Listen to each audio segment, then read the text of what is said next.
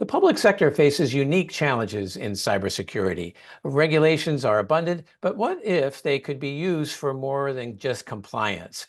I'm Wyatt Cash with Scoop News Group, and joining us is Kristen Del Rosso, Public Sector Field CTO at Sophos, to explore how agencies can leverage compliance frameworks and threat intelligence to build a proactive defense strategy.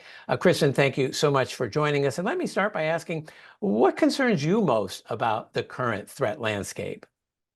Yeah, so here at Sophos, we've been tracking, the threat landscape over the course of years because we publish what's called an active adversary report.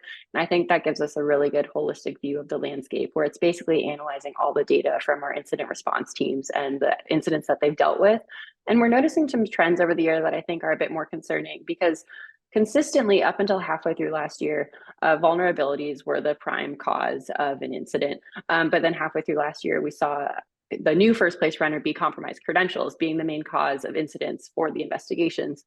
But it's an interesting transition because I think what we've noticed is vulnerability exploitation, when that's the root cause, it happens in a longer attack cycle. The dwell time is much longer, whereas when you see compromised credentials come in, the attack tends to happen in under 5 days. And one thing that we're starting to kind of question, with this data in the last 6 to 8 months, is we're wondering if the increase in compromised credentials might be a direction due to perhaps the CISA binding operational directive, which is basically saying critical vulnerabilities need to be remediated within 15 days and high vulnerabilities within 30. Because I think that we have a patching problem in the industry in general, but this initiative is actually very useful because if you're forcing people to patch quicker, you're funneling attackers into like a narrower set of techniques that they can use and taking away some low-hanging fruit. So if we're able to get people to patch faster, and maybe that's why we're seeing a shift in that there, but I think that's just, a good thing to keep your finger on the pulse on for the threat landscape right now. Absolutely.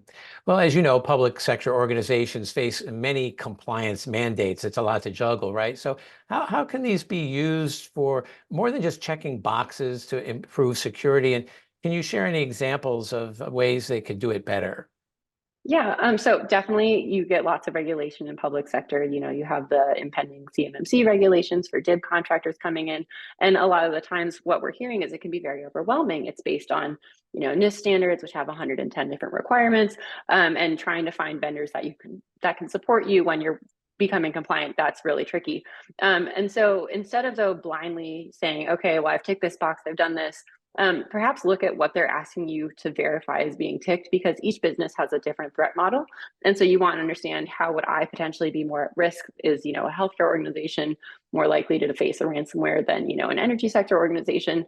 And so a lot of the times for these compliance requirements, they have different capability domains that you're working to secure, from access control to identity and authorization to do you have an incident response plan in place?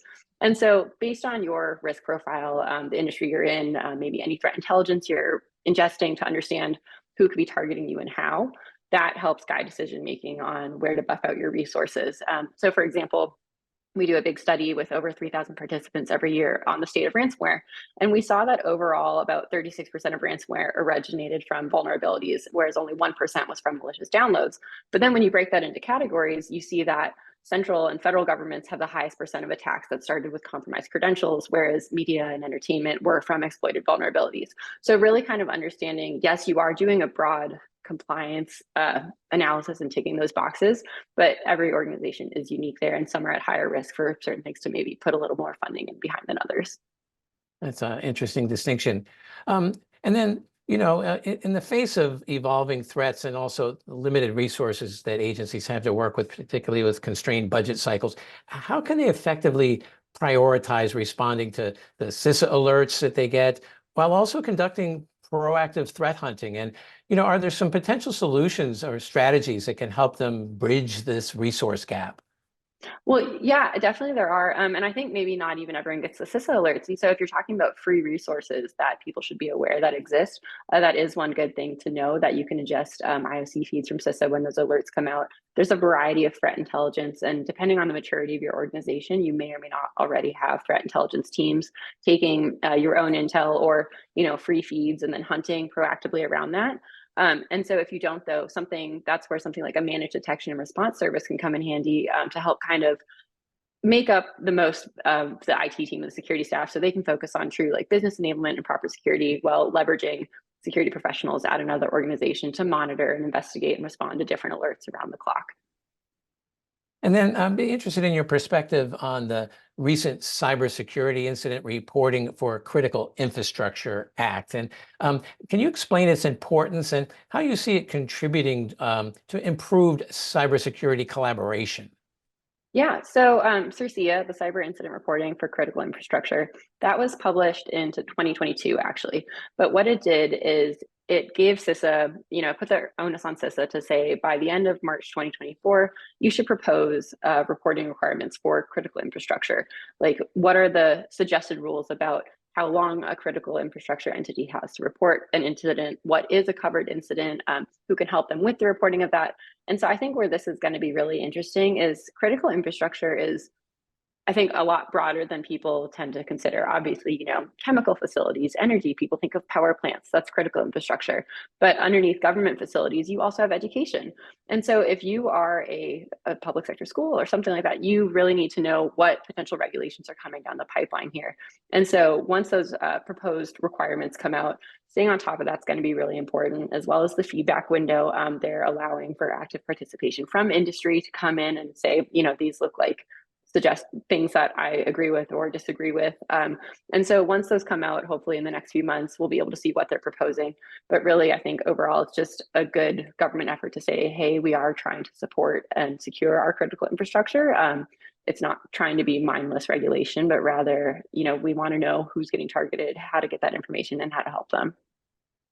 And then lastly, Kristen, what key steps would you recommend leaders take to, to really be leaning into a more proactive approach to cybersecurity? Yeah, obviously, there's lots of regulations and it can be hard to stay on top of them. So either staying on top of it yourself or finding trusted partners or chat groups or, community groups to talk with to see how people are complying or planning to comply with regulations. And then also preparing in general, I think, for worst case scenarios or the unexpected. Do you have an incident response plan in place? Have you run tabletops? Do you know who to contact if something happens? Do you have a law firm? Do you have cyber insurance? Whatever it might be. Because the whole point of cybersecurity is to limit your risk. And so no one ever wants something bad to happen to them. But because when it likely will happen to them, you should at least have run through it. So you're not, like a chicken running around with your head cut off and you know who to talk to and how to get through the problem. Absolutely. Well, Kristin Del Rosso, thank you so much for taking a few minutes to join us here and share your insights here on ways for the public sector to not only be more proactive, but really take advantage of some of the opportunities around better securing their operations. Thanks for having me.